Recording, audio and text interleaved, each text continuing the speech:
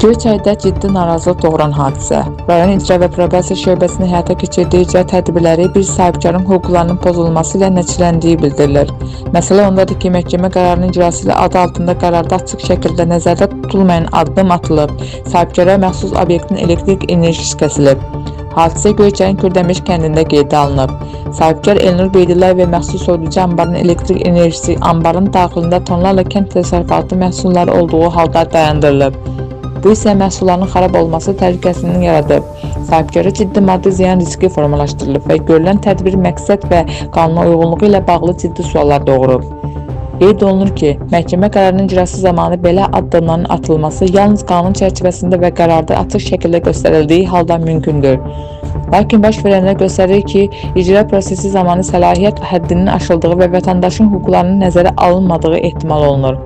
Bu cür yanaşma isə sahibkarlıq fəaliyyətinə müdaxilə kimi qiymətləndirilə bilər və hüquq məsuliyyət doğuran hal hesab olunur.